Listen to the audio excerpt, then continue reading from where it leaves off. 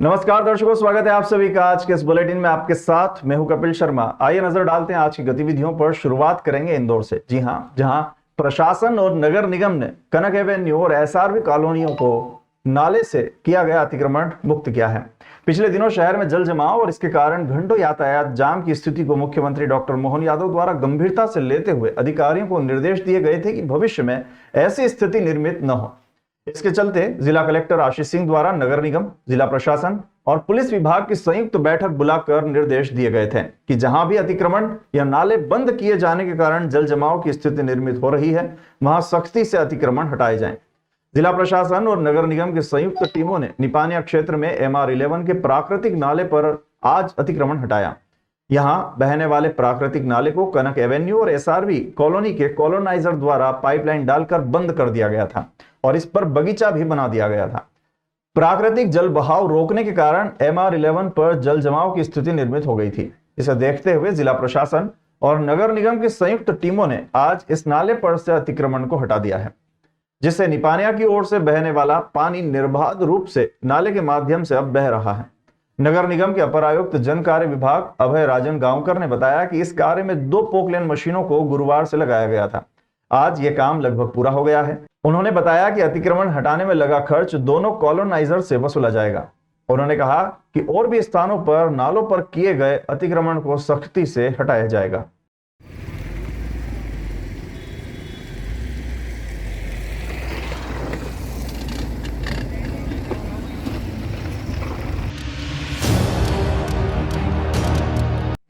महाकाल मंदिर के समीप हरसिद्धि मंदिर के पीछे एक मकान से वृद्ध की लाश पुलिस ने सूचना मिलने के बाद बरामद की है।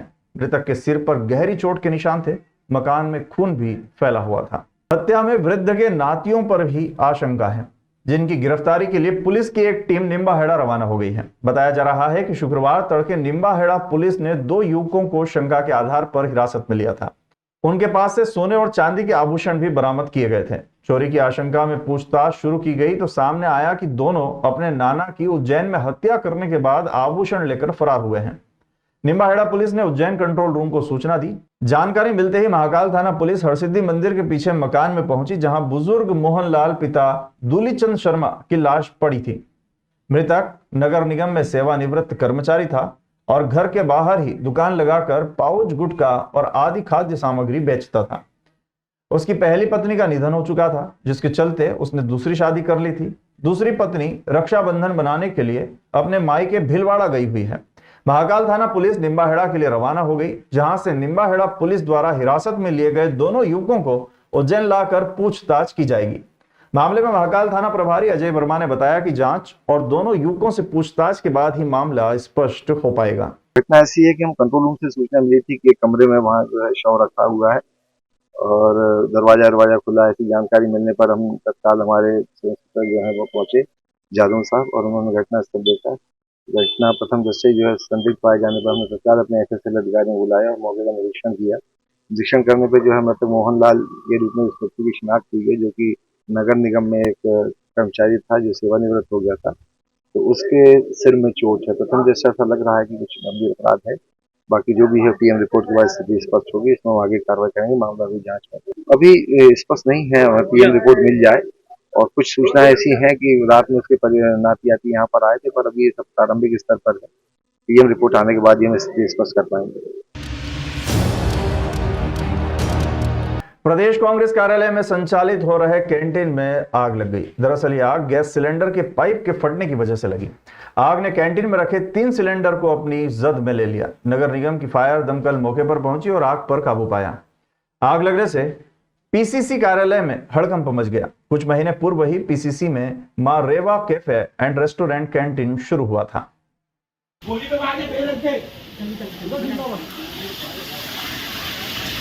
अरे बोरे बैग पकड़ लेगी भाई। अरे वो ढीला हो जाएगा ना। हटो हटो पूरा हटो हटो। शहर के अति प्राचीन सिंधिया ट्रस्ट के द्वारकाधीश गोपाल मंदिर में जन्माष्टमी के 4 दिन बाद शुक्रवार को दोपहर 12 बजे माखन मटकी फोड़ी गई। साथ ही वर्ष में एक बार दोपहर के समय होने वाली शयन आरती भी की गई। जन्माष्टमी के 4 दिन बाद बच बारस का पर्व होने पर गोपाल मंदिर में मटकी फोड़ी गई। इस दौरान कृष्ण स्वरूप में बालक को तैयार किया गया था और मंदिर के द्वार पर माखन मटकी भी बांधी गई थी। दोपहर 12 बजे मंदिर के पुजारी की मौजूदगी में भक्तों द्वारा बाल कृष्ण को गोद में उठाकर मटकी को फोड़ा गया। मंदिर के पुजारी मधुर शर्मा ने बताया कि वर्षों से द्वारकाधीश गोपाल मंदिर में बच बारस पर दोपहर 12 बजे मटकी फोड़ी जाती है। भगवान के जन्म के बाद उनके सोने और उनके उठने का समय नहीं होता है। जन्माष्टमी के 4 दिन बाद भगवान बड़े हो जाते हैं, जिसके चलते बच बारस को मटकी फोड़ने का कार्यक्रम आयोजित किया जाता है। इसी दिन वर्ष में एक बार दोपहर के समय होने वाली शयन आरती भी की जाती है। पुजारी मधुर शर्मा के अनुसार मंदिर के मुख्य द्वार पर 10 फीट ऊंचाई पर मटकी बांधी गई थी, जिसे फोड़ने के बाद भक्तों को माखन मिश्री का प्रसाद वितरित किया गया। मंदिर में शयन आरती दोपहर 1 बजे की गई। बच बारस पर धार्मिक नगरी में गाय के बछड़ों का पूजन किए जाने की भी परंपरा है। द्वारकाधीश गोपाल मंदिर में फोड़ी गई मटकी के बाद महिलाओं द्वारा कई मंदिरों और आश्रमों के साथ गौशालाओं में जाकर गाय के बछड़े का भी पूजन किया गया, जो कि मान्यता के अनुसार ही होता है। मान्यता है कि गाय के बछड़े का पूजन करने से सुख समृद्धि की प्राप्ति होती है। महिलाएं इस दिन मक्का और ज्वार के बने आटे की रोटियां खाती हैं और उनका सेवन करती हैं और व्रत रखकर पूजा अर्चना करती हैं। यहाँ पर बज बारस पर जो है वह पारंपरिक रूप से मटकी फोड़ी जाती है। एक नन्हे बालक को कृष्ण का रूप दिया जाता है, उसकी पूजन की जाती है। तत्पश्चात यहाँ पर दोपहर 12 बजे मटकी फोड़ी जाती है। उसके बाद में जो भगवान गोपाल जी के चांदी के चरण पादुका हैं, उनका पूजन किया जाता है। मटकी फोड़ का आयोजन हो चुका है। अब बस कुछ ही क्षणों में जो है वह भगवान के चरण पादुका की पूजन की जाएगी। और 4 दिनों से भगवान की शयन आरती नहीं होती है। आज वर्ष में एक बार जब अवसर आता है, जब दोपहर में भगवान की शयन आरती की जाती है, मतलब आप सभी जो है भगवान की शयन आरती के दर्शन का लाभ लेंगे। जयपुर से सामने आए वीडियो में अनोखा नजारा देखने को मिला है। 14 महीने पहले अगवा हुआ बच्चा जब पुलिस को मिला तो वो किडनैपर को छोड़ने के लिए तैयार ही नहीं हुआ। वो आरोपी से लिपट कर जोर जोर से रोने लगा। बच्चे को रोता देख किडनैपर की आंखों में भी आंसू आ गए।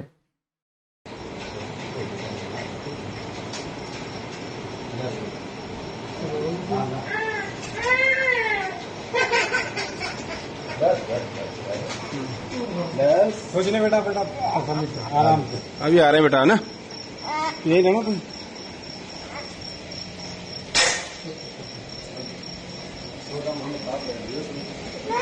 आप देखना एक बार।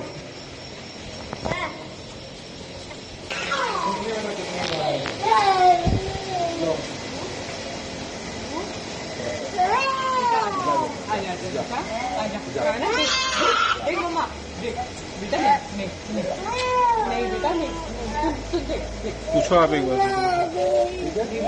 पूछो एक बार, पूछो।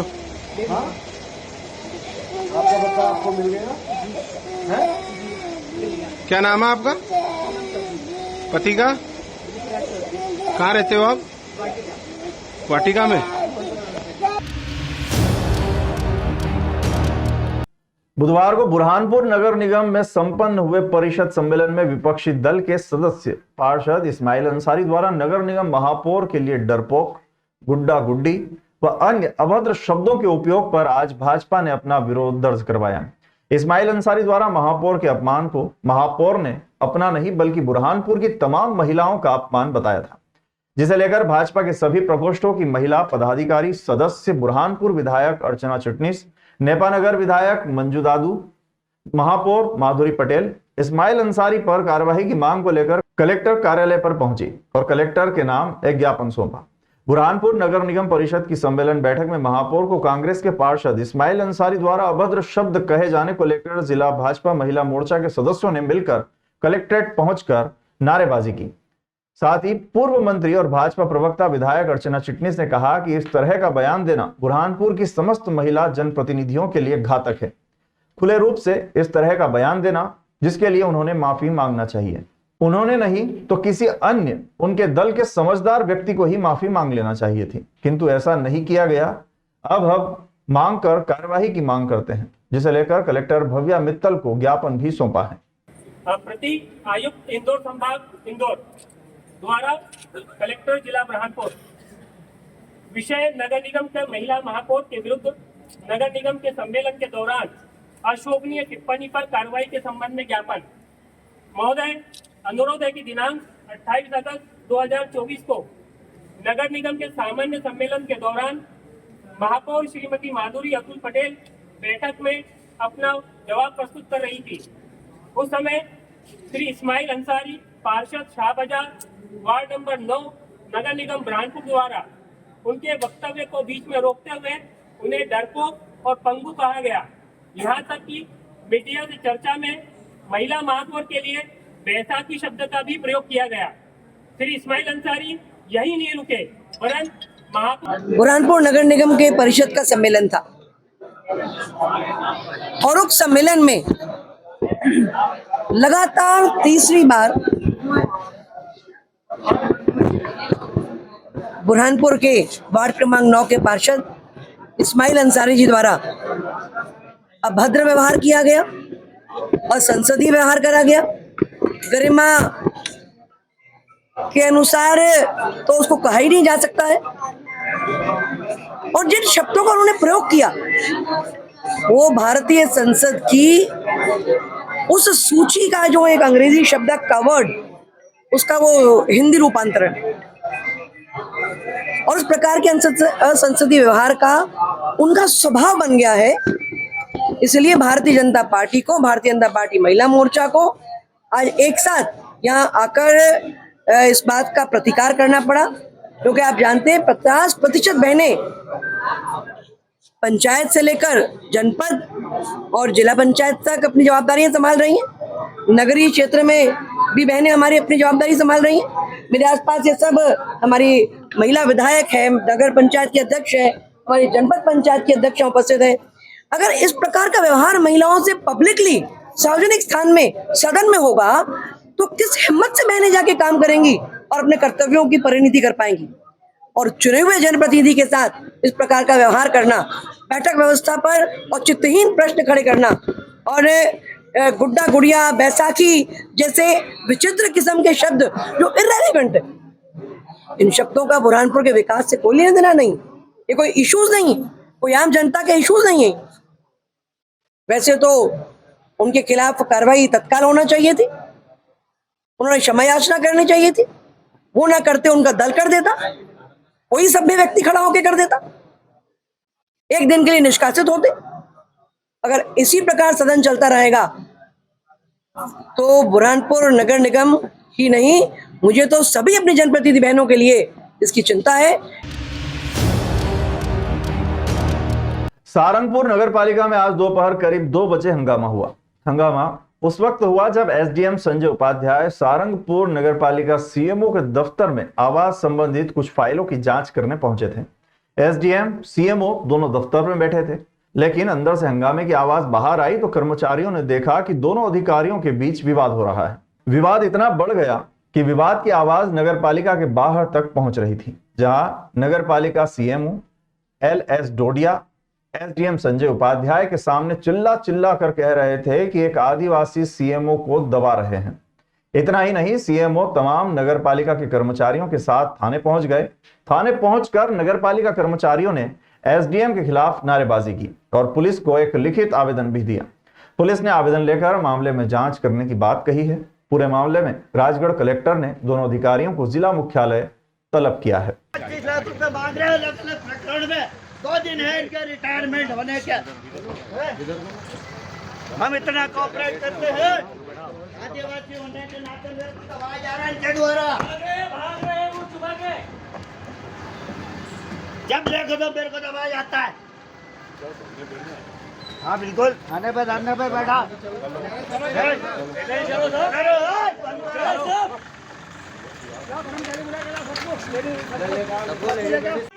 संघर्ष करो, हम तुम्हारे साथ हैं।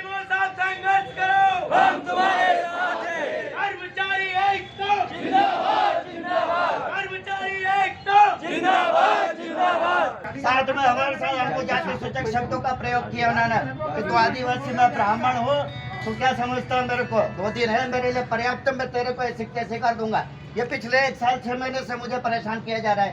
कर्मचारी एकता जिंदाबाद जिंदाबाद, कर्मचारी एकता जिंदाबाद जिंदाबाद। सीएमओ साथ संघर्ष करो, हम तुम्हारे साथ हैं। नहीं चलेगी नहीं चलेगी, सीएमओ साथ संघर्ष करो, हम तुम्हारे साथ हैं। काफी दिनों से नगर पालिका सहारनपुर में अनियमितताएं हो रही हैं, ऐसा मुझे अवगत कराया गया था और शिकायतें प्राप्त हो रही थी। इस संबंध में मैंने कई बार मुख्य नगरपालिका अधिकारी को नोटिस देकर डॉक्यूमेंट लेके उपस्थित होने के लिए निर्देशित किया था, पर उन्होंने उसकी अवहेलना करते हुए डॉक्यूमेंट मेरे सामने प्रस्तुत नहीं की। अभी पिछले दिन रानी रूपमती जो ऐतिहासिक धरोहर है, वहाँ पर एक बच्चे की मृत्यु हो गई थी पानी में डूबने से। उस पर भी मैंने इनको नोटिस जारी किया था कि क्यों ना आपके विरुद्ध गैरइरादतन हत्या का प्रकरण दर्ज कराया जाए, जो आपने ठेकेदार से मिलके उसकी फेंसिंग नहीं कराई जिसमें बच्चा डूबा, जबकि आपने वहाँ से अवैध उत्खनन करने में सहायता करी, क्योंकि कलेक्टर साहब द्वारा इसको प्रतिबंध लगाया गया था। उसके बाद अभी फिर 197 हितग्राहियों के प्रधानमंत्री आवास की जांच में मैंने इनसे दस्तावेज मांगे, जिसको उन्होंने मेरे सामने प्रस्तुत नहीं किया। इसमें अनेक अपात्र लोगों को राशि डाल दी गई है और काफ़ी गंभीर अनियमितताएं की गई है। पर जब इनके द्वारा कल तक मुझे ये नहीं दिया गया, तो आज मैंने इनके कार्यालय में जाकर इनसे दस्तावेज की मांग करी, तो इन्होंने मुझसे कहा चैम्बर में कि आप जांच कैसे करते हो, मैं देखता हूँ। मैं आप पे अभी, आप ब्राह्मण हो, आप पे जाति सूचक आदिवासी कहने का आरोप लगा दूंगा और बाहर जाके 25 लाख रुपए मांगने का आरोप लगा दूंगा। अभी सारे कर्मचारी मेरे अधीनस्थ हैं, ये सब अभी आ जाएंगे और आपके साथ क्या व्यवहार करेंगे ये आपसे देखते बने। ऐसा ही उन्होंने किया और बाहर जाके इस प्रकार का हंगामा किया और सब कर्मचारी को मेरे विरुद्ध भड़काया और बोले चलो सब कार्यालय बंद करो और जाके थाने में कंप्लेंट करते हैं। कुछ विवाद की स्थिति बनी थी नगर पालिका में, उसमें लेकर आए थे अभी थाने पर। उन्होंने एक आवेदन दिया और उस आवेदन पर जो तथ्य उन्होंने लिखे हैं उसकी जांच करके उसमें अग्रिम कार्रवाई की जाए। किसका विवाद है सर ये? वो अवलोकन करेंगे। उसमें कुछ कर्मचारियों के द्वारा वहाँ पे कुछ बदतमीजी की गई है, ऐसा कुछ उन्होंने लिखा है। जो भी उसमें तथ्य आएंगे उसकी बात। बदतमीजी किसके साथ की गई? हाँ, बदतमीजी मतलब अवैध व्यवहार किसके साथ? सीएमओ साहब ने अपने खिलाफ।